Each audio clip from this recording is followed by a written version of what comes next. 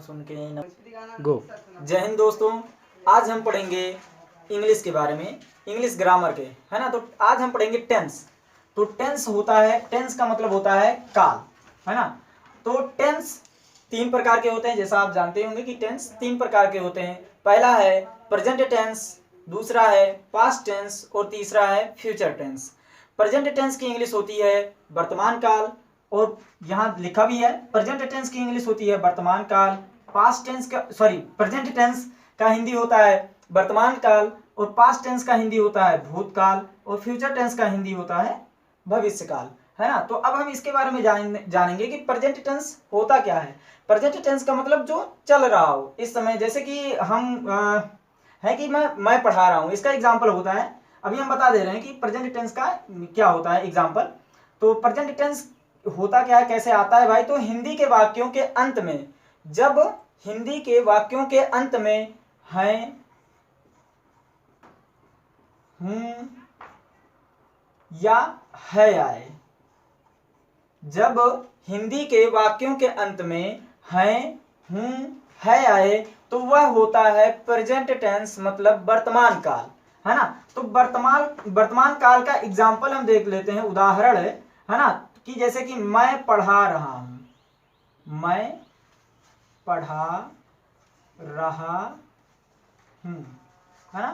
तो जैसा कि आप देख रहे हैं यहाँ हूं आया है, यहाँ हूं आ रहा है, तभी ये क्या हो जाएगा, प्रेजेंट टेंस हो जाएगा, वर्तमान काल, है ना। अब आगे बढ़ते हैं कि पास्ट टेंस। पास्ट टेंस मतलब होता है भूतकाल। भूतकाल कैसे आता है कि जब हिंदी के वाक्यों के अंत में था, थी, थे आए, क्या है, था, थी और थे आए, तब वह होता है पास्ट टेंस, मतलब भूतकाल, है ना।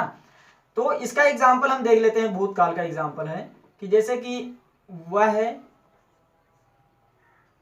जा रहा था, या फिर घर कर लेते हैं, वह घर जा रहा था, है ना। और भी एग्जाम्पल होते हैं, जैसे कि वह घर जा रहा था, वह खाना खा रहा था, है ना, वह खाता था, वह जा चुका था, है ना। तो मैंने हिंदी के वाक्यों के अंत में था आता है, तो ये क्या हो जाता है, पास्ट टेंस हो जाता है ना। नॉर्मली यही आते हैं, था, थी, थे ही, और बकिया या ये भी आते हैं। तो उनको हम जब टेंस पढ़ेंगे पूरा कि present indefinite tense, past indefinite tense, सब ऐसे पढ़ेंगे तो उसमें बता देंगे क्या आता है क्या नहीं, है ना। तो यहाँ भी समझेंगे कि पास्ट टेंस मतलब भूतकाल में क्या होता है, था, थी, थे आते हैं जरूर। एग्जाम्पल हम देख लेंगे कि वह घर जा रहा था, है ना, वाक्य के अंत में क्या आया है, था आया है। अब हम फ्यूचर टेंस मतलब भविष्य काल, है ना, भविष्य। और देखिए पास्ट टेंस का मतलब ये होता है कि जो बीत चुका हो, है ना, ये सब बीत चुका ना, वो घर जा रहा था, है ना, बीत चुका, पहले ही जा रहा था, अब नहीं जा रहा है ना। जो चल रहा है उसे हम प्रेजेंट टेंस कहते हैं, जो बीत चुका है उसे हम पास्ट टेंस कहते हैं, और जो आने वाला है ना, आगे जो आने वाला है उसे हम क्या कहते हैं, फ्यूचर टेंस, मतलब भविष्य काल। इसकी पहचान ये होगी कि जब हिंदी के वाक्यों की क्रियाओं के अंत में गा, गी और गे आएंगे, तो वो क्या माने जाएंगे, फ्यूचर टेंस माने जाएंगे, है ना, भविष्य काल। तो इसका एग्जाम्पल हम देख लेते हैं। इसका एग्जाम्पल हो जाएगा कि मैं कल पढ़ूंगा, है ना, पढ़ूंगा, मैं कल पढ़ूंगा, है ना भाई, आज नहीं पढ़ूंगा ना, मैं कल पढ़ूंगा, मैं कल पढ़ूंगा, है ना। तो ये क्या हो जाएंगे, फ्यूचर टेंस, भविष्य काल। एक बार फिर से हम देख लेते हैं कि टेंस का मतलब होता है काल। टेंस तीन प्रकार के होते हैं। प्रेजेंट टेंस मतलब वर्तमान काल, जो चल रहा है ना। जैसे कि इस वर्तमान काल की पहचान है कि जब हिंदी के वाक्यों की क्रियाओं के अंत में है, हूं, है आएंगे, तो वो क्या होंगे, प्रेजेंट टेंस, वर्तमान काल होंगे।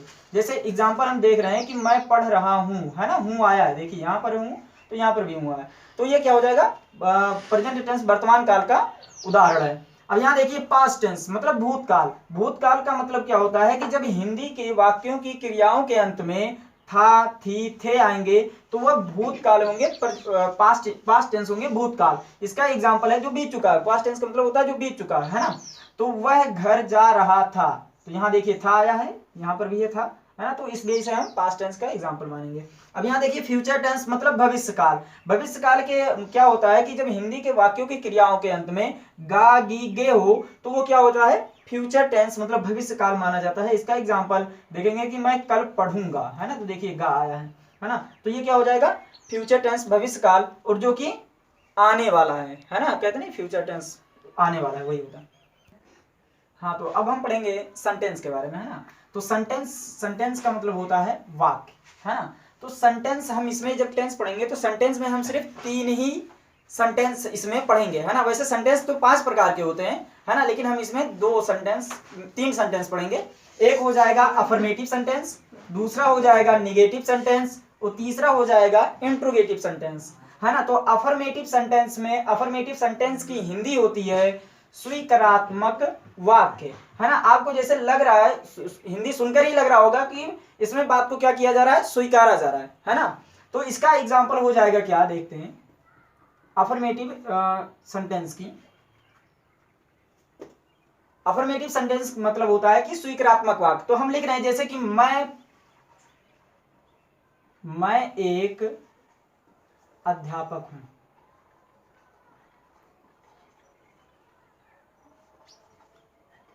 मैं एक अध्यापक हूं।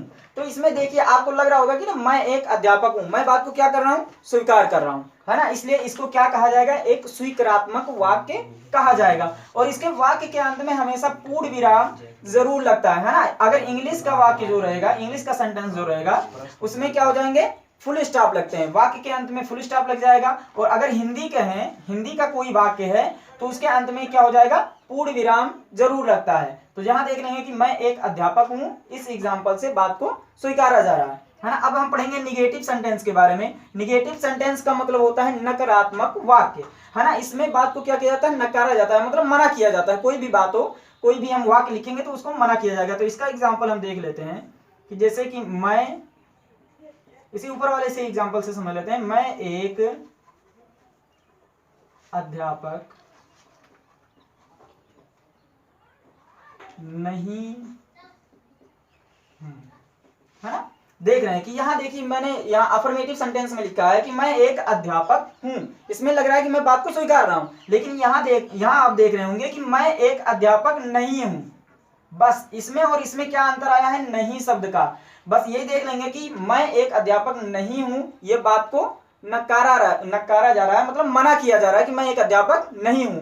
तो ये देखेंगे यही नहीं शब्द आ जाएंगे, है ना। अगर इसमें ना, नहीं या कभी नहीं शब्द आ जाए, कभी नहीं, अगर ये तीनों शब्द किसी भी वाक्य में आ जा रहे हैं तो वो निगेटिव सेंटेंस हो जाएंगे। लेकिन बस ये ध्यान में रखें, किसी अफर्मेटिव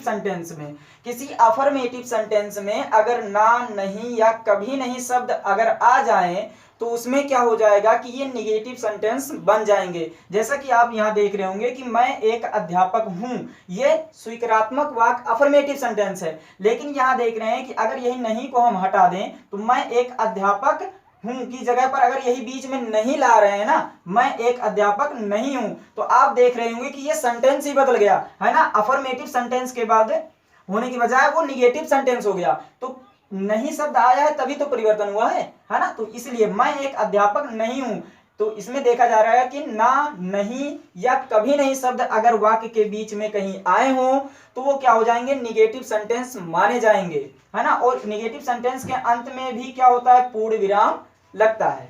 ये ध्यान में रखेंगे, अफर्मेटिव में और निगेटिव में ये दोनों जगहों पर पूर्ण विराम लगता है। अब आ जाते हैं इंट्रोगेटिव सेंटेंस पे, मतलब प्रश्नवाचक वाक्य। तो इंट्रोगेटिव सेंटेंस में क्या होता है कि इस वाक्य से कोई प्रश्न पूछा जाता है ना। देख रहे हैं प्रश्नवाचक वाक्य मतलब कोई प्रश्न पूछा जा रहा है इस वाक्य से।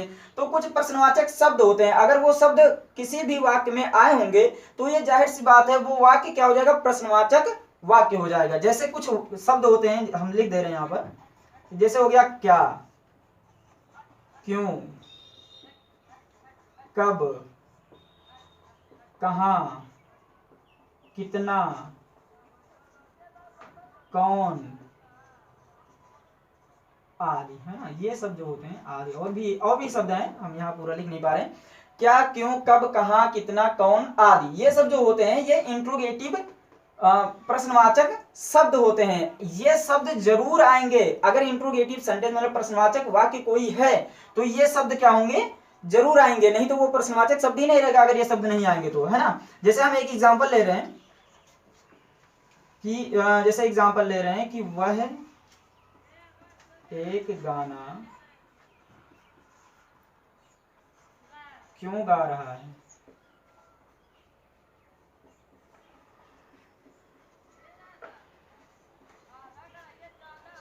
वह एक गाना, यहां हम लिख दे रहे हैं, वह एक गाना क्यों गाता है ना, ये गाता है, वह एक गाना क्यों गाता है ना। तो यहाँ देख रहे हैं कि क्वेश्चन वर्ड जो है पूर्ण विराम लगेगा भी नहीं, है ना, क्वेश्चन मार्क, है ना। और एक बात और इसकी पहचान है, इंट्रोगेटिव सेंटेंस मतलब प्रश्नवाचक शब्द की पहचान, प्रश्नवाचक वाक्य की पहचान, सबसे इंपॉर्टेंट पहचान कि हिंदी के वाक्यों के अंत में ये क्वेश्चन मार्क मतलब प्रश्नवाचक चिन्ह जरूर लगा रहेगा, तो वो क्या हो जाएंगे, इंट्रोगेटिव सेंटेंस। हमें पता चल जाता है तुरंत यही देख करके ही कि ये इंट्रोगेटिव सेंटेंस है ना।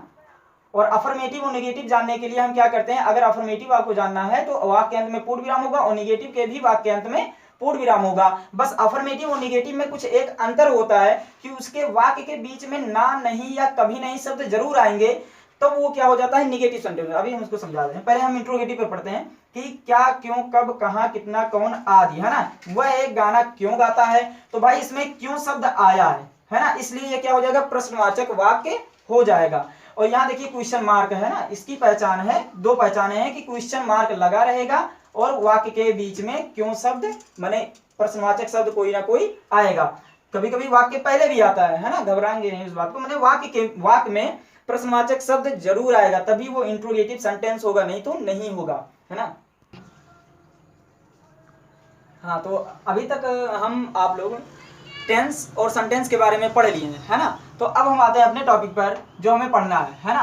तो प्रेजेंट इंडेफिनिट टेंस, हमारा टॉपिक, पहला टॉपिक यही है कि प्रेजेंट इंडेफिनिट टेंस के बारे में हम जानेंगे। तो प्रेजेंट इंडेफिनिट टेंस का जो होता है पहचान कुछ होती है कि हम कैसे इसको पहचानेंगे कि ये क्या होता है, प्रेजेंट इंडेफिनिट टेंस कैसे होता है ना। तो इस टेंस के वाक्यों में वर्तमान समय में काम का होना या करना पाया जाता है, तभी वो क्या होता है, वर्तमान समय में, है ना, वर्तमान काल में, प्रेजेंट टेंस में काम का होना या करना पाया जाता है। ये तो अभी ये भी पहचान है, ये नॉर्मली पहचान है, देख कर ही पता नहीं। तो इस टेंस के वाक्यों में वर्तमान समय में काम का करना या होना पाया जाता है। और इसका एक और पहचान है कि इस टेंस की क्रियाओं के अंत में ता है, ती है, ते हैं, ता हूं आदि आते हैं, है ना। तो ये क्या हो जाता है, प्रेजेंट इंडेफिनिट टेंस होता है, ये जरूर आएंगे, है ना लाला। ता है, ती है, ते है, ता हूं, ये क्या होते हैं, जरूर आते हैं, तभी ये क्या होते हैं, प्रेजेंट इंडेफिनिट टेंस माने जाते हैं, है ना। और इसका एक और पहचान है कि इस टेंस की प्रयुक्त होने वाले वाक्यों में प्राकृतिक घटना, सर्वव्यापी सत्य और तथा आदत प्रकट करने वाले कार्य होते हैं, है ना। तो वो भी ऐसे होता है कि प्रेजेंट इंडेफिनिट टेंस उन्हें माना जाता है।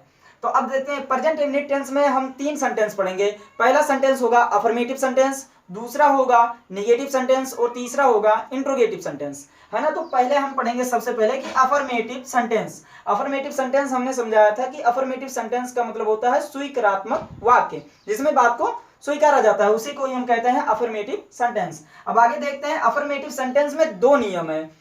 प्रेजेंट इंडेफिनिट टेंस के अफर्मेटिव सेंटेंस में दो नियम होते हैं। पहला नियम है कि ही, सी, इट और एक वचनकर्ता के साथ वर्ब की फर्स्ट फॉर्म में यस या ईएस लगाते हैं, है ना। और इसमें क्या होता है, स्ट्रक्चर दे दिया कि पहले हम सब्जेक्ट उसके वर्ब के फर्स्ट फॉर्म में, सॉरी यहां हम यस या ईएस लिखाना भूल गए, यस या ईएस, उसके बाद में क्या हो जाएगा, ऑब्जेक्ट हो जाएगा। जब क्या होगा, जब अफर्मेटिव सेंटेंस का मतलब उसमें क्या होगा, सब्जेक्ट जो एक वचन का होगा, जब सब्जेक्ट एक वचन का होगा तो उसमें हम वर्ब के फर्स्ट फॉर्म में यस या ईएस ले आएंगे, क्योंकि वर्ब का फर्स्ट फॉर्म ही बहुवचन माना जाता है। और जब हमारा सब्जेक्ट जो करता है वो एक वचन का होगा तो हमें वर्ब क्रिया भी एक वचन की लानी पड़ेगी, इसलिए हम वर्ब के फर्स्ट फॉर्म में यस या ईएस लगा देते हैं, उसके बाद फिर हम ऑब्जेक्ट करते हैं। तो अब हम आते हैं यहाँ एग्जाम्पल पर। तो यहाँ एग्जाम्पल हम देखेंगे, कह रहा है कि कमला एक मधुर गाना गाती है ना। तो अब देखिए भाई, इसमें आपको ये भी समझना होगा कि सब्जेक्ट कौन सा है और वर्ब कौन सा है, ऑब्जेक्ट कौन सा है, ये सब जब समझे रहेंगे या कॉम्प्लीमेंट कौन सा है ना, तभी हम इसको सॉल्व कर पाएंगे। तो इसके सबसे पहले हम यही देखते हैं कि सब्जेक्ट, सबसे पहले यहाँ देखिए दिखाई दे रहा होगा कि आप सब्जेक्ट लिखना है ना। अफर्मेटिव सेंटेंस में सबसे पहले हमें सब्जेक्ट की इंग्लिश, मतलब सब्जेक्ट का हिंदी होता है कर्ता, कर्ता की इंग्लिश हमें सबसे पहले बनानी है। तो सबसे पहले कर्ता की इंग्लिश बनानी है, तो इस वाक्य में कमला एक मधुर गाना गाती है। सबसे पहले इस वाक्य में हमें यह पता करना होगा कि कर्ता है कौन, है ना। तो कर्ता कौन है ये पता करने के लिए हम क्रिया से पहले कौन या किसने लगाकर प्रश्न करते हैं, तो उत्तर में जो भी हमें मिलेगा ना वही हमारा कर्ता होता है। तो क्रिया क्या है भाई, क्रिया मतलब होता है काम करना, जो हम काम कर रहे हैं वही होगा क्रिया हमारा। तो वो गाने का काम कर रही है ना, गाना गाती है ना।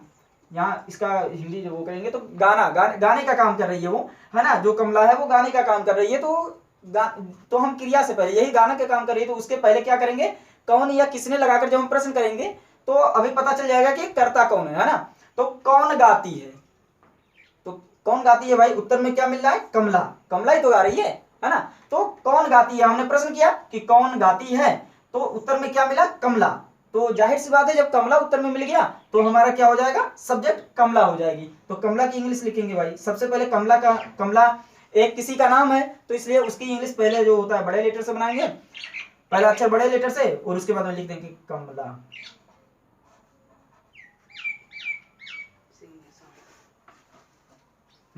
कमला हो गया, तो कमला की इंग्लिश बन गई। अब इसके बाद में हमें लिखना है वर्ब के फर्स्ट फॉर्म, है ना। तो वर्ब देखिए भाई, अभी वर्ब का मतलब होता है क्रिया, मतलब जो काम कर रही है ना। तो वो कौन सा काम कर रही थी कमला, कमला यही तो काम कर रही थी, गाने का ही, तो मतलब गाने का काम कर रही थी। तो गाने की इंग्लिश, गाना की इंग्लिश होता है सिंग, सिंग का मतलब होता है गाना, लेकिन यहाँ गाना जो है वो क्या है, वर्ब का फर्स्ट फॉर्म है। सिंग, सिंग जो है वर्ब का फर्स्ट फॉर्म है। तो अब वर्ब के फर्स्ट फॉर्म में हमें क्या लाना है, यस या यस जोड़ना है। तो हम वर्ब के फर्स्ट फॉर्म में यस या यस जोड़ेंगे, तो यस ही जोड़ेंगे, है ना, सिंग्स हो जाएगा। तो ये हो गया कमला सिंग्स। देखिए कमला की इंग्लिश बना लिए, गाती है का इंग्लिश बना लिए, कमला सब्जेक्ट था, कर्ता की इंग्लिश हमने पहले बना लिया। उसके बाद वर्ब के फर्स्ट फॉर्म में यस या यस लाना था, तो वर्ब का फर्स्ट फॉर्म में हम यस जोड़ दिए, चाहे यस ही जोड़े या ईएस जोड़े, कभी कभी यस जोड़ता है, कभी कभी ईएस जोड़ता है, कहीं कहीं, है ना। अब बचा क्या, एक मधुर गाना, तो हम इसको लिख देंगे कमला सिंग्स। एक मधुर गाना की इंग्लिश होती है ए, मधुर की इंग्लिश होती है स्वीट, और गाना की इंग्लिश होता है सॉन्ग, जो आप लोग सुनते होंगे, जानते होंगे। और अफर्मेटिव सेंटेंस के अंत में हमेशा फुल स्टॉप लगाते हैं। तो अब हम पढ़ेंगे नियम 2 के बारे में, है ना। प्रेजेंट इंडेफिनिट टेंस के नियम 2, अफर्मेटिव सेंटेंस के नियम दूसरा, है ना। तो नियम दूसरे में क्या है कि आई, वी, यू, दे और बहुवचन कर्ता के साथ वर्ब का फर्स्ट फॉर्म ही लाते हैं। हमने बताया था पहले ही कि वर्ब का फर्स्ट फॉर्म जो होता है वो स्वयं ही बहुवचन होता है, इसलिए जब बहुवचन करता आएगी तो हम क्या करेंगे, क्रिया भी बहुवचन की ही लाएंगे। तो आगे देखते हैं, यहाँ स्ट्रक्चर है कि सब्जेक्ट है प्लस वर्ब का फर्स्ट फॉर्म है प्लस ऑब्जेक्ट है। तो अब यहाँ देखते हैं एग्जांपल दिया हुआ है, मैं अपने स्कूल जाता हूँ, है ना। तो देखिए अफर्मेटिव सेंटेंस में क्या होता है, हमने पहले बताया था अफर्मेटिव सेंटेंस की पहचान है कि यही हूँ आएगा जरूर, है ना। सबसे पहले हमारा काम यही होगा कि हम ये देखेंगे कि टेंस कौन सा है। तो आप देख रहे हैं कि ता हूं आया है, हमने बताया था प्रेजेंट इंडेफिनिट टेंस की पहचान क्या होती है कि उसमें क्या होगा, हिंदी के वाक्यों की क्रियाओं के अंत में ता है, ती है, ते है, ता हूं आएंगे, तो वो क्या होते हैं, प्रेजेंट इंडेफिनिट टेंस होते हैं। तो यहाँ आप देख रहे हैं कि ता हूं आया है, तो ये प्रेजेंट इंडेफिनिट टेंस, इससे पहचान पता चल गई, है ना। क्योंकि बहुत सारे अगर सेंटेंस अगर आपको मिला कर दे दिए जाए तो उसमें पहचान जानना बहुत जरूरी होता है ना। तो आप देख रहे हैं यहाँ कि ता हूं आया है, तो ये क्या हो गया, प्रेजेंट इंडेफिनिट टेंस हो गई।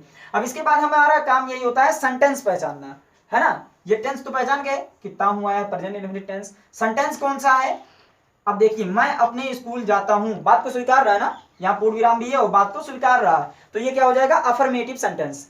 समझ गए कि अफर्मेटिव सेंटेंस है। अब इसके बाद हमारा काम है तीसरा कि सब्जेक्ट ढूंढना। सब्जेक्ट कौन है, कौन जाता है ना, कौन जाता है, यहाँ हूं को है में कह देते हैं, कौन जाता है ना। तो मैं, उत्तर में क्या मिल रहा है, मैं, तो मैं क्या हो जाएगा, ये सब्जेक्ट हो जाएगा। तो सबसे पहले हमें सब्जेक्ट की इंग्लिश बनानी होती है, तो मैं क्या हो गया, सब्जेक्ट हो गया, और मैं की इंग्लिश क्या हो गई, आई, है ना। अफर्मेटिव में सबसे पहले हम सब्जेक्ट की ही इंग्लिश बनाते हैं। तो सब्जेक्ट हमने लिख लिया, तो सब्जेक्ट मैं हो गया, हमने ढूंढ भी लिया कि सब्जेक्ट कौन सा है, कौन जाता है, तो मैं जो हो गया ये क्या हो गया, सब्जेक्ट हो गया। तो आई, मैं की इंग्लिश आई हो गई। अब इसके बाद में वर्ब, तो वर्ब मतलब होता है क्रिया, मतलब काम कौन सा कर रहा है, जाने का वो काम कर रहा है ना। तो मैं अपने स्कूल जाता हूं, तो हम देख रहे हैं कि जाना, जाना क्या है, क्रिया है ना, जाने का काम कर रहा है वो। तो क्रिया जाना, तो जाना की इंग्लिश क्या होती है, गो, है ना। तो यहाँ गो ही रहेगा, इसमें यस या यस नहीं लगेगा क्योंकि बहुवचन है, इसमें कर्ता आई है, वो बहुवचन करता है, इसलिए यहाँ पर हम क्या लगाएंगे, वर्ब का फर्स्ट फॉर्म ही लगाएंगे। तो आई के साथ क्या आ जाएगा, गो, मैंने मैं जाना, है ना, तो आई गो। अब कहां जा रहा है भाई, अपने स्कूल जा रहा है, आई गो टू, है ना, अपने स्कूल, तो यहां आई आया है, इसलिए यहां क्या लगाएंगे, my school, I go to my school. अपने स्कूल की इंग्लिश बची है तो यही बना लेंगे, माई स्कूल, है ना। और एक बात और ध्यान रखेंगे कि प्रेजेंट इंडेफिनिट टेंस में क्या होता है कि इसमें इज आर एम का यूज नहीं किया जाता, है ना, इसमें सीधे सीधे मेन वर्ब का यूज किया जाता है ना, जाना का। देखिए कहीं पर भी इज आर एम का यूज नहीं किया गया है। आई गो टू माई स्कूल, आई बहुवचन करता है, इसलिए हम क्या लाए हैं, वर्ब का फर्स्ट फॉर्म लाए हैं, उसके बाद में ऑब्जेक्ट या कंप्लीमेंट जो भी है उसको लिख दिया, आई गो टू माई स्कूल, गो। तो हाँ दोस्तों, आज के लिए तो बस इतना ही। उम्मीद करते हैं आपको हमारी वीडियो पसंद आई होगी। मिलते हैं नेक्स्ट वीडियो में, तब तक के लिए bye bye and take care, love you all.